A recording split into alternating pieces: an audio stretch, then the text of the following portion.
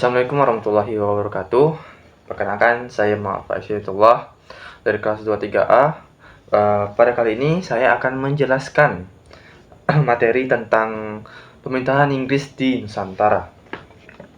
Yang pertama itu adalah Perjanjian Kapitulasi Tuntang. Perjanjian Kapitulasi Tuntang ini ditandatangani pada tanggal 18 September 1811, merupakan kesepakatan yang penting menandai penyerahan kekuasaan dari pemerintah Hindia Belanda ke Britania Raya. Perjanjian ini berlangsung di Desa Tuntang, Kabupaten Semarang, Jawa Tengah. Isi perjanjian Tuntang ini yaitu penyerahan wilayah, tawanan perang, dan pekerjaan untuk warga Belanda serta hutang Belanda. Kemudian itu ada kebijakan Raffles. Dalam pelaksanaannya, Raffles berkuasa penuh di Nusantara.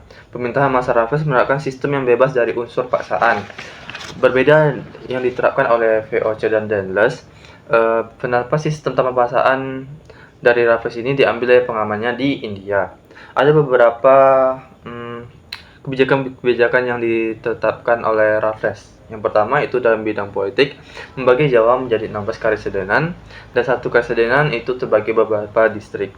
Mengubah sistem pemerintahan feodal menjadi pemerintahan kolonial bercorak barat.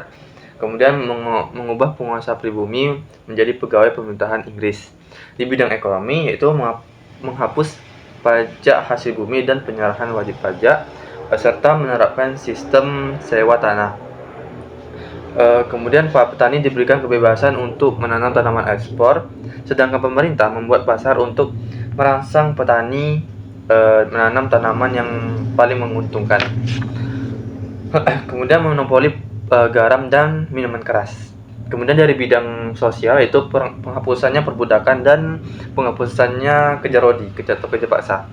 Kemudian dari bidang hukum, hukum didasarkan pada kesalahan yang diperbuat, bukan lagi ras seperti pribumi gitu.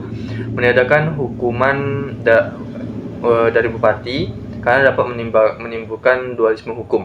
Dualisme hukum yaitu pemisahan antara hukum internasional dan hukum nasional. Kemudian dari bidang ilmu pengetahuan, ditulisnya buku History of Java yang ditulis oleh Raffles dan diterbitkan pada 1817. Buku ini berisi tentang gambaran mendalam tentang masyarakat Jawa, budaya, dan kondisi geografisnya. Kemudian ditemukannya bunga Rafflesia Arnoldi. Kemudian memberikan bantuan penelitian kepada John Crawford sehingga berhasil menyelesaikan tulisannya yang berjudul History of Indian Archipelago yang diterbitkan pada 1820, yang berisi tentang berbagai aspek mengenai budaya, ekonomi, dan masyarakat di Nusantara.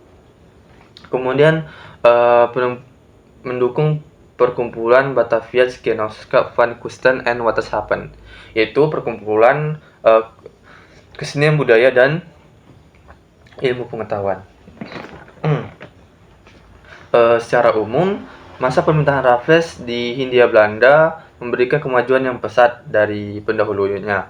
Perbaikan tanah, jajahan, dan meningkatkannya kemakmuran menjadi indikator dalam peningkatan tersebut. Namun ada beberapa kegagalan yang ketika Raffles menjabat sebagai letnan gubernur di Jawa. Di antaranya yaitu sulitnya mengubah budaya dan kebiasaan petani. Hal ini karena petani lebih menghormati raja atau penguasa setempat dibanding pegawai Eropa. Kemudian banyaknya penyelewengan yang dilakukan oleh kepala desa dalam pengambilan pajak. Kepala desa itu membebankan pajak yang lebih besar yang ditentukan oleh Raffles sehingga memburuk keadaan. Jadi kepala desa itu mengkorupsi pajak tersebut. Kemudian gagalnya penghapusan perbudakan dan monopoli perdagangan. Meskipun ada upaya untuk menghapus kerja rodi, praktik tersebut tetap berlangsung dalam bentuk lain seperti pembuatan jalan atau jembatan. Kebijakan monopoli juga terhadap beberapa komoditas tetap ada, dan terdapat banyak penyelewengan oleh pejabat lokal dalam pengumpulan pajak yang seperti kepala desa tadi. Kemudian tetapi dari kegagalan tersebut ada dampak positifnya. Kebijakan-kebijakan yang dibuat oleh Raffles secara umum meningkatkan kesejahteraan rakyat dengan mengurangi beban kerja paksa dan pajak. Kemudian dari pertumbuhan ekonomi, sektor pertanian mengalami pertumbuhan ekonomi yang pesat, meningkatkan produktivitas dan pendapatan masyarakat. Kemudian penelitian yang dilakukan oleh Raffles memperkaya pengetahuan tentang Indonesia di kalangan ilmuwan Eropa. Kemudian berakhirnya masa pemerintahan Raffles di Nusantara. Ada beberapa penyebab berakhirnya masa pemerintahan Raffles di Nusantara. Yang pertama itu perubahan kepemimpinan di Inggris. Raffles diangkat oleh Lord Minto yang merupakan gubernur jenderal di India. Ketika Lord Minto digantikan oleh Lord Moira pada 1813, kebijakan Raffles mulai dipertanyakan. Lord Moira tidak tertarik untuk melanjutkan kebijakan yang dianggap membebani anggaran pusat. Kemudian kritik terhadap kebijakan Raffles. Kebijakan Raffles termasuk sistem pajak sewa dan tanah yang diterapkan mengalami banyak kesulitan dalam penerapannya. Banyak pihak merasa bahwa kebijakan tersebut tidak memberikan manfaat yang cukup bagi pemerintahan kolonial dan justru menyulitkan rakyat.